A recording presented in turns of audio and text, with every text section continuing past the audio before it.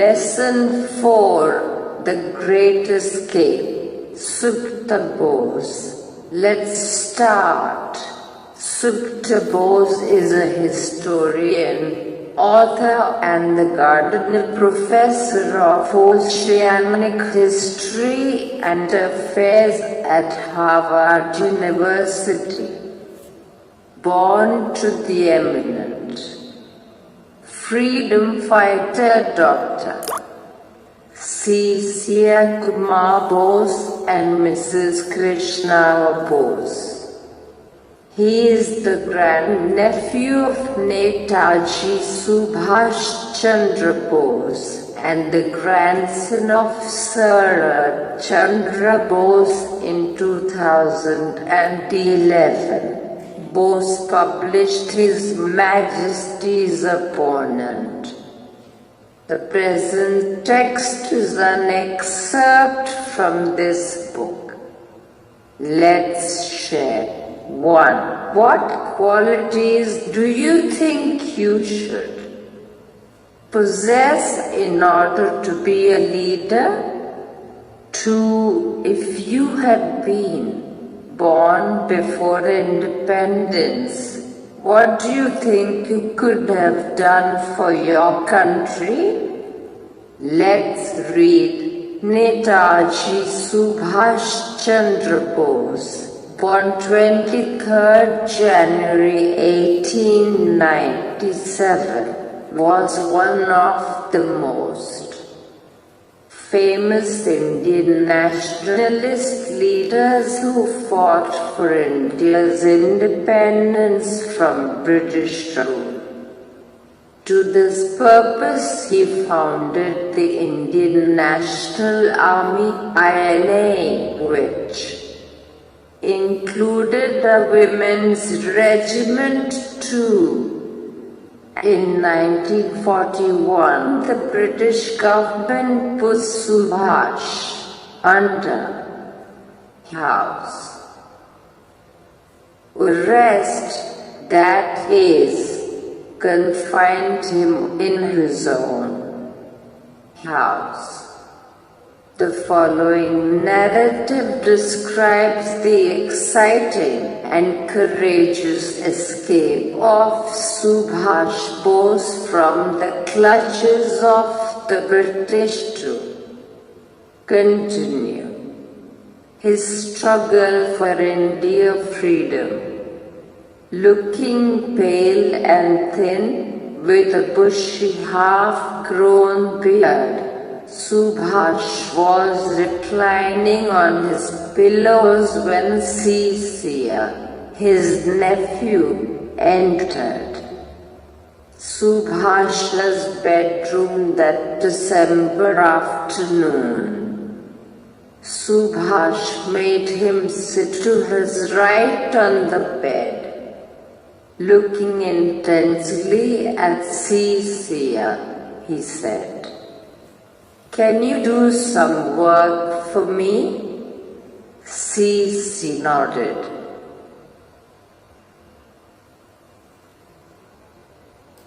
The task, as it turned out, was to help plan and carry out Subhash's escape from India.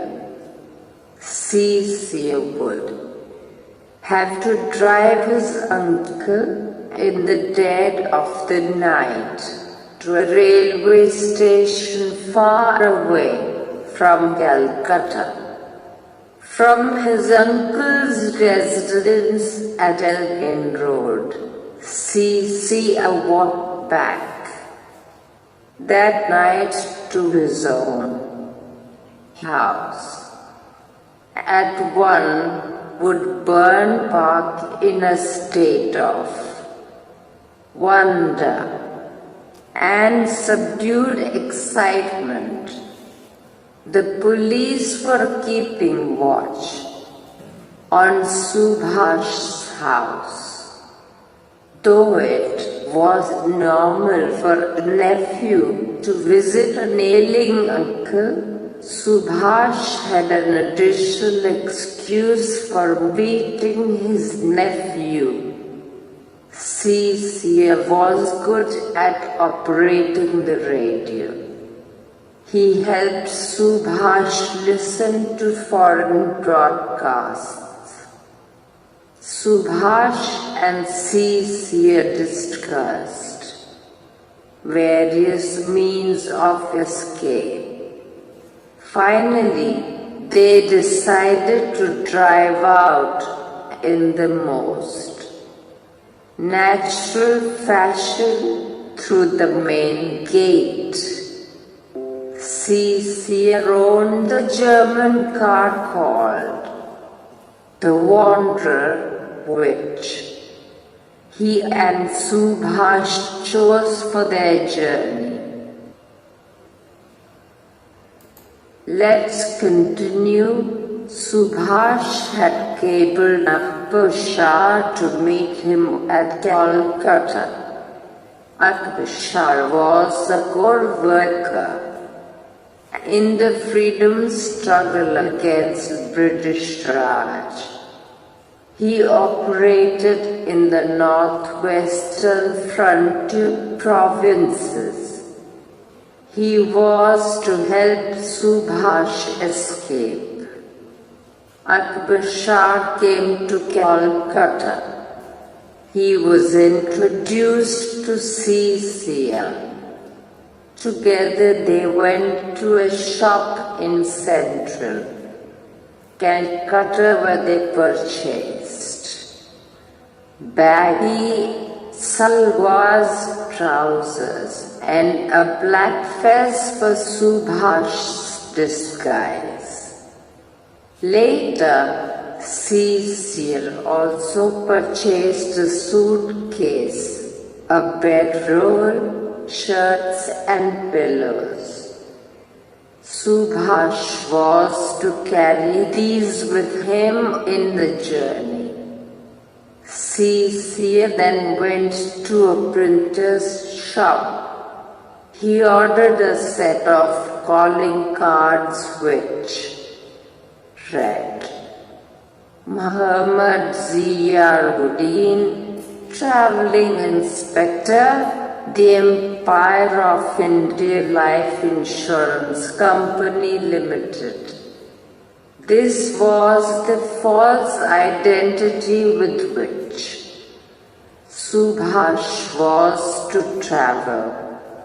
On 16th January 1941, Seer finished his dinner early and drove to Elgin Road around 8:30 p.m.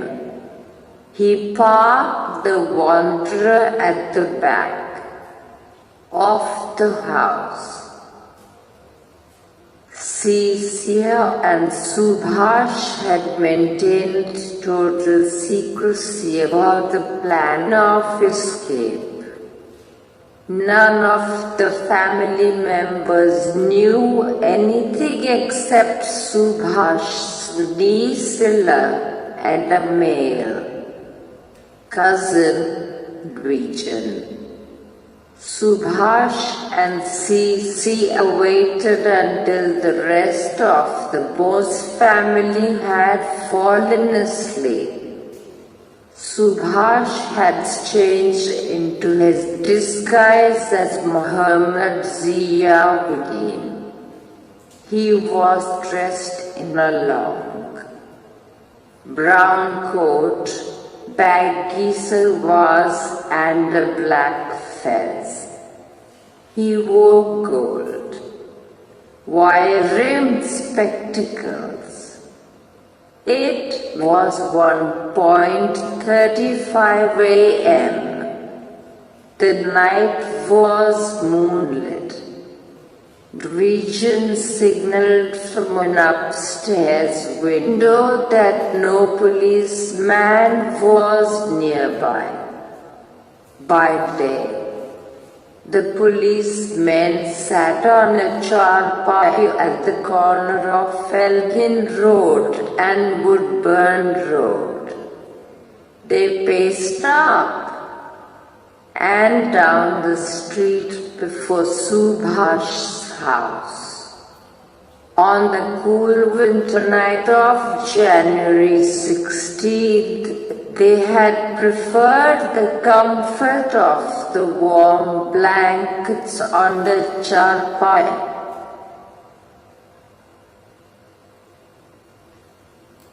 Let's continue. Subhash and Cecilia hugged the inner wall of the long house corridor and tiptoed down the back stairs to the car.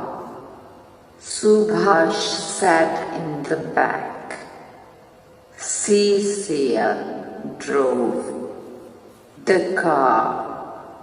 He started the engine and drove out from 38/2 Elgin Road as he had done on so many past occasions. At Subhash's Elgin Road residence, the light glowed in his bedroom to give the impression that he was still there. As Calcutta slept, uncle and nephew crossed Howrah Bridge and went beyond the city's precincts. Subhash poured Cecilia coffee from a thermos. They shared a few anxious moments together when the car engine faltered. Once it started again and Cecilia dashed at high speed through the dark night. At around 8:30 a.m.